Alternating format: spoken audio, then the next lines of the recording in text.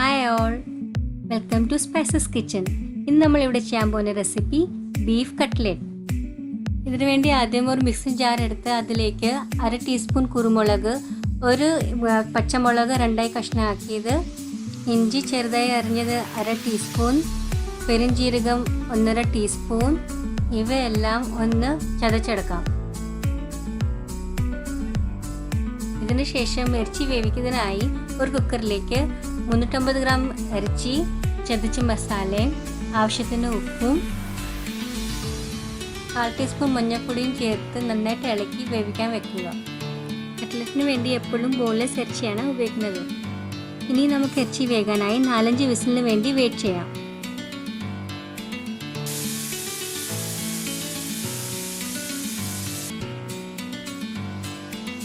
വെന്ത ഇറച്ചി തണുത്തതിന് ശേഷം ഒരു മിക്സിൻ്റെ ജാറിൽ എടുത്ത് ക്രഷ് ചെയ്തെടുക്കാം. മസാലയ്ക്ക് വേണ്ടി ഒരു പാൻ എടുത്ത് അതിലേക്ക് 2 ടേബിൾ സ്പൂൺ എണ്ണ ഒഴിച്ച് ചൂടാക്കുക. എണ്ണ ചൂടായതിനു ശേഷം ഇതിലേക്ക് ചെറുതായി അരിഞ്ഞു വെച്ച ഇഞ്ചി 1 ടീസ്പൂൺ, 3 പച്ചമുളക് ചെറുതായി അരിഞ്ഞത് ഇട്ട് പച്ചമണം മാറുന്ന വരെ നന്നായി ഇളക്കാം.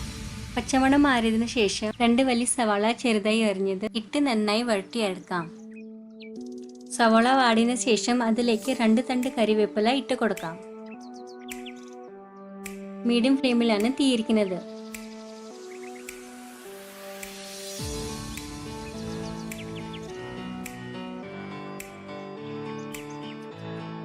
ഇതിലേക്ക് 1/4 ടീസ്പൂൺ മഞ്ഞൾപ്പൊടിയും ആവശ്യത്തിന് ഉപ്പും ചേർത്ത് നന്നായി ഇളക്കാം.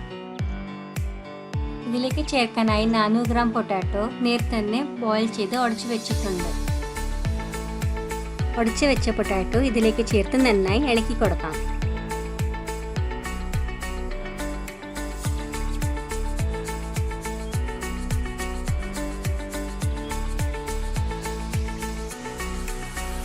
ഇതിലേക്ക് ഇനിയും ക്രഷ് ചെയ്ത ഇറച്ചി ചേർത്ത് നന്നായിട്ട് ഇളക്കാം. അതിനുശേഷം ഫ്ലെയിം ഓഫ് ചെയ്യാം.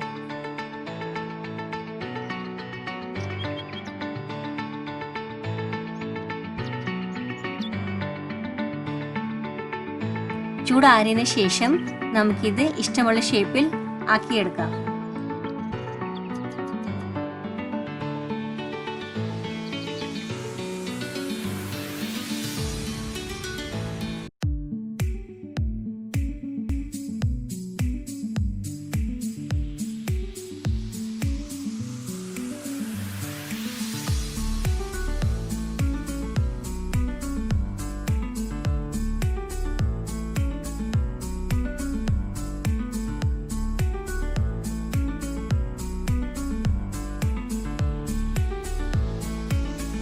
ഇനി നമുക്കിത് ഫ്രൈ ചെയ്യാൻ വേണ്ടി ആവശ്യമായ എണ്ണ ഒഴിച്ച് ചൂടാക്കുക.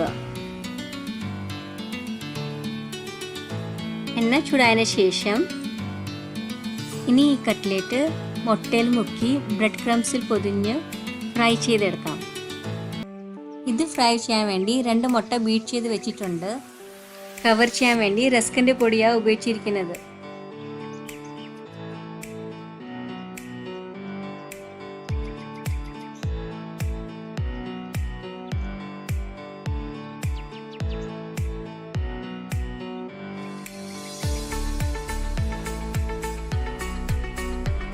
രണ്ട് സൈഡ് ഫ്രൈ ആകാൻ വേണ്ടി ഇടയ്ക്കിടയ്ക്ക് തിരിച്ചിട്ട് കൊടുക്കാം.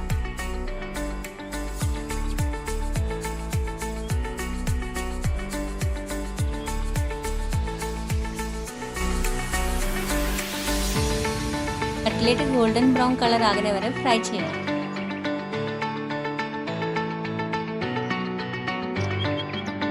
ഇപ്പോൾ നമ്മളുടെ കട്ട്ലേറ്റ് റെഡി ആയിട്ടുണ്ട്. ഇനി നമുക്ക് ഇത് ടൊമാറ്റോ സോസിന് കൂടെ സെർവ് ചെയ്യാം. വീഡിയോ ഇഷ്ടമായെങ്കിൽ എല്ലാവരും ലൈക്ക് ചെയ്യണം, ഷെയർ ചെയ്യണം, കമൻറ്റ് ചെയ്യണം. സബ്സ്ക്രൈബ് ചെയ്യാത്തവരാണെങ്കിൽ സബ്സ്ക്രൈബ് ചെയ്യണം. Thanks for watching.